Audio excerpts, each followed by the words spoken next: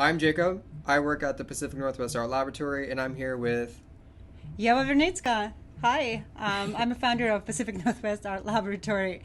And here we are, the two of us sitting at our beautiful studio. It's super sunny and amazing weather outside. It is 90, was it 90s? Kind of Something up there. like that. Yeah, probably the hottest day it has been in Washington all year. We were waiting for it. Yes, and now we're inside because, we thought we were ready for it, but we're not actually. It's too hot outside. Well, we also, with all fairness, processing and working on something super exciting. Yes, we are, and that's why we're actually here today, is to sit down and just kind of give you guys some insight, but also just have fun, like talking and communicating and expressing ourselves in a different form. So we haven't done podcasts yet. Yeah, exploring this idea. Yeah, so we're kind of exploring it, and this is going to be fun because we're going to get into my personal story. And if you guys have been following us before, you probably noticed that I do this class called a Nomsters class, and a lot of people, when they first see that, they don't really know, A, what a Nomster is, and B, the story behind it. And so that's what we're going to talk about today. What I think we need to define is that what kind of class it is. Oh, you true. teach creative processing. Creative processing is science-based approach Yeah. to process feelings and emotions and whatever you feel right now through the form of art, any kind of visual art. And it's crazy that you can do that. And it's crazy you can do that, but it works.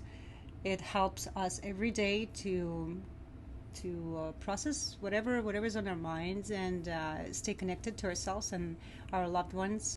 So yes, here's Jacob, and he's going to talk about this incredible thing that he does at our studio as Nomsters. Nomsters, yes. And I guess the first thing I should probably do is talk about the name Nomster.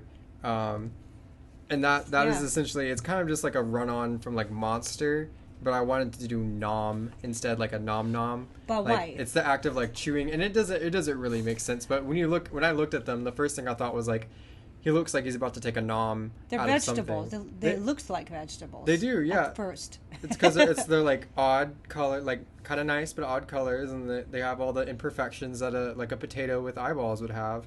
But it's still a beautiful potato. It's a creature. It's a creature that came from your imagination, or what caused what formed Nomster in your mind?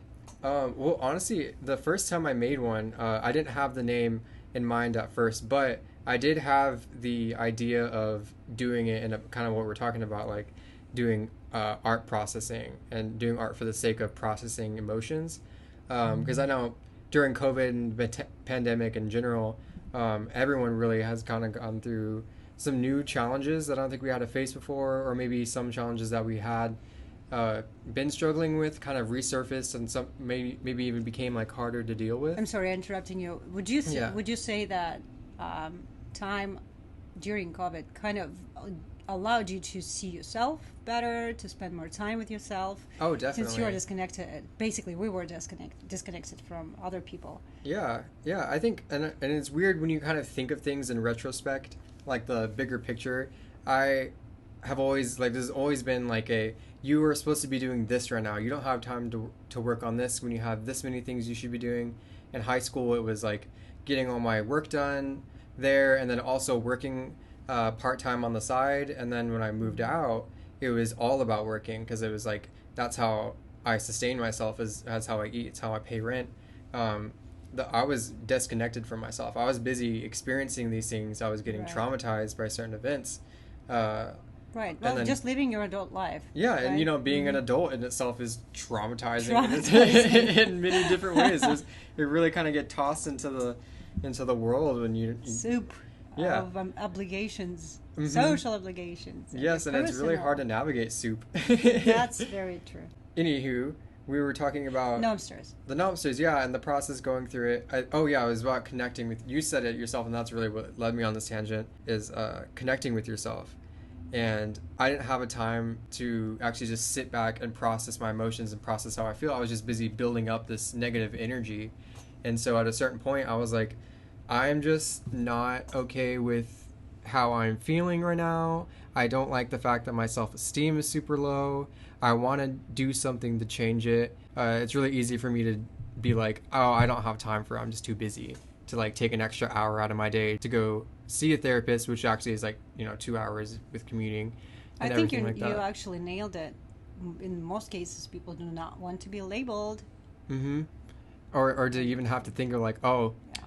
like as soon as you get into it, you're like, damn, there's a lot of work I have to do, and we all have that amount of work That's true. that we have to work through, and a lot of people just are able to get by without doing it. So, anyways, me doing the Nomsters was the beginning of me starting that creative processing journey, and the first step was I wanted to take all the things that I felt super insecure about and that were causing me anxiety, a lot of things that I can't even control. Like for me, it was my acne.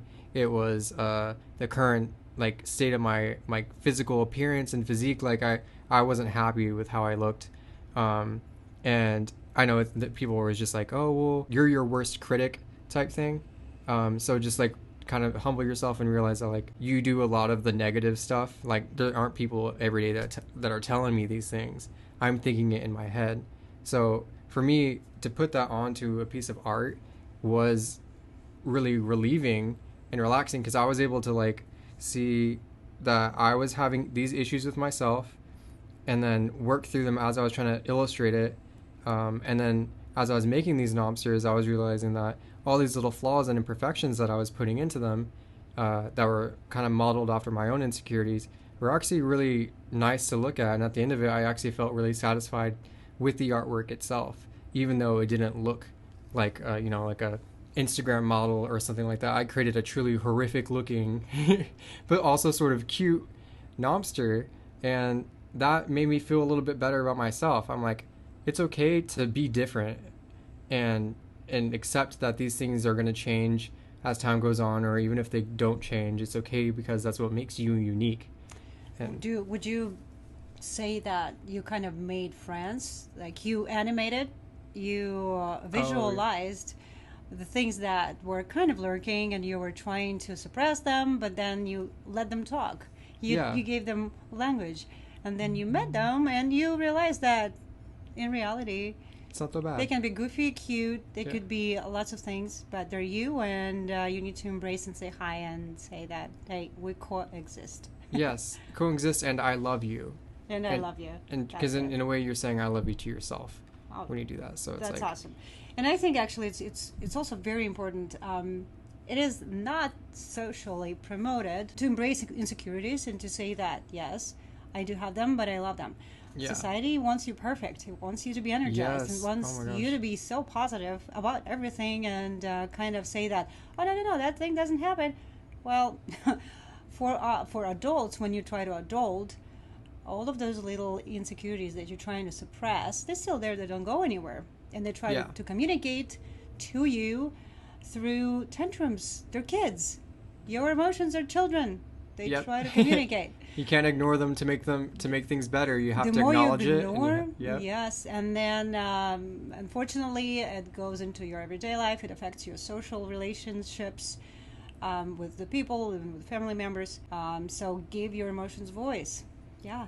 Yes, and essentially that's what it was. It was just giving those like parts of myself that I didn't acknowledge verbally out loud. I didn't really talk to anyone about it, and just communicate it without words in a way that I could understand. Even looking back at it now, I completely understand what I was feeling in that moment, because it's like a visual aid to connect to an emotion. And that's what art can do for a lot of people, and that's why creative processing is such a useful form of like just getting to know yourself, grounding yourself, and like you said, like maintaining that relationship that is healthy with yourself and your loved ones.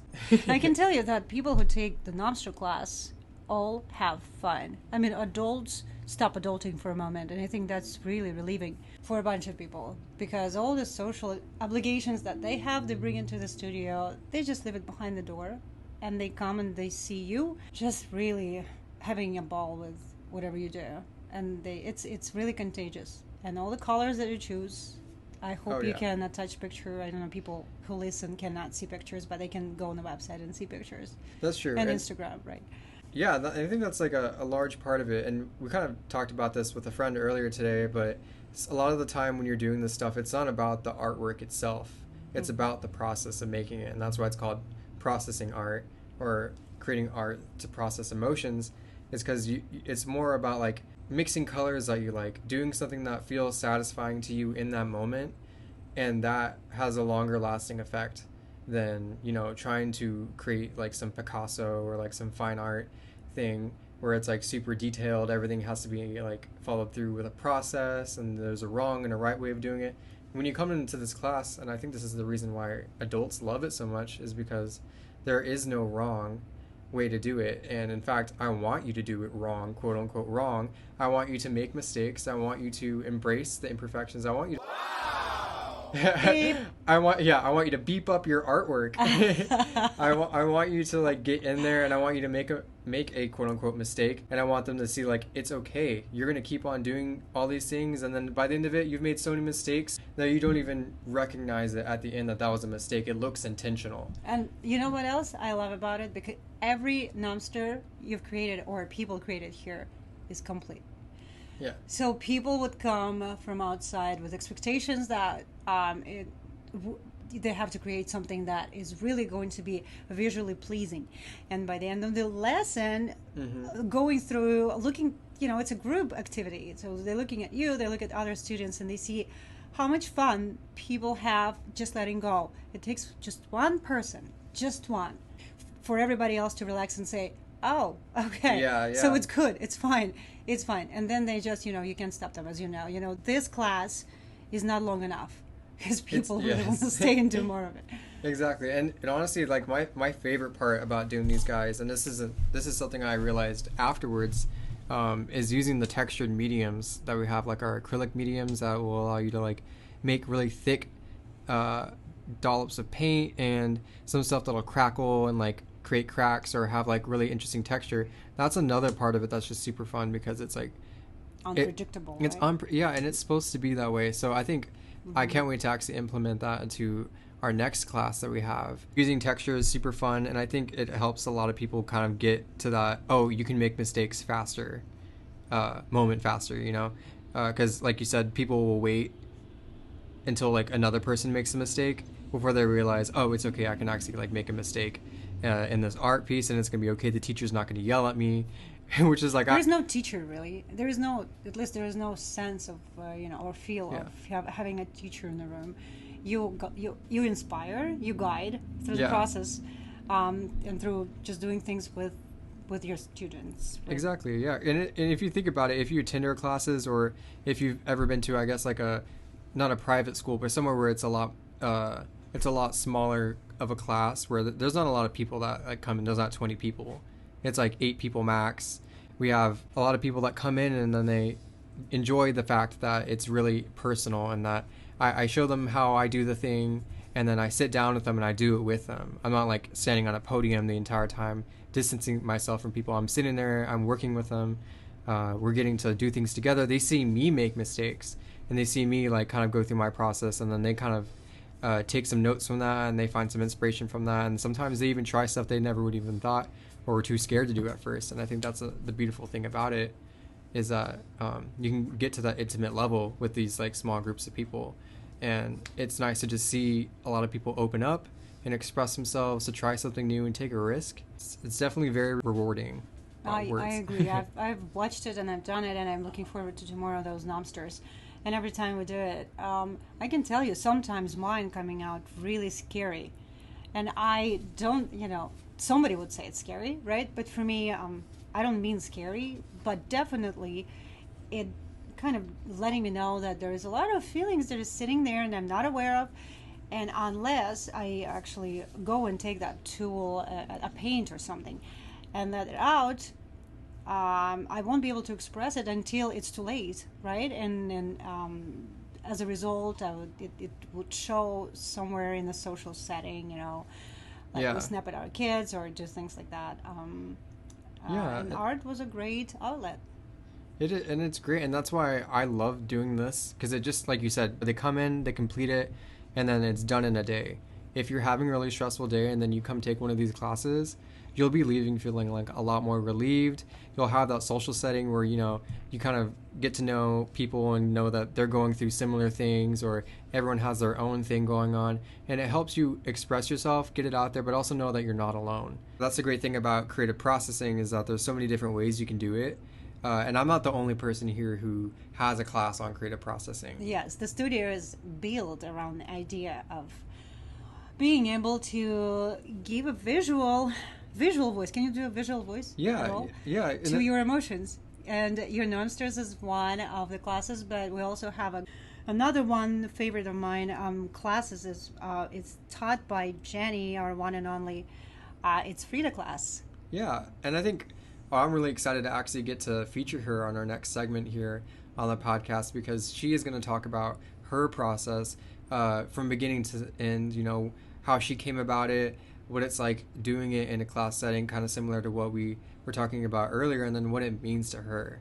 And so it's going to be really fun, really exciting. She's a pleasure to work with, and then And just to be around. and just to be around in general. She's an amazing person. She's very loving, very giving, and her art reflects that as well. She cares a lot about expressing herself through her art, and so you guys will get a nice, fun peek into that. Yeah. And well, first of all, thank you so much, Jakob, Oh yeah, of course. for this for this podcast. I'm glad that we finally launched it. We talked about it many times, and I'm looking forward to the next Yes, the segment. next one. See what it is, hear what it is, involve more of our beautiful art guides, and talk about the importance of creative processing, and particularly in adults. In our next segment as well, we're going to talk about kind of like the stigma against de-stressing and taking care of your mental health. And like, because it exists, and I think even in a country like America, we are not doing a great job addressing it, so we are going to be addressing that in our next one. True. Thank you guys for listening to our podcast.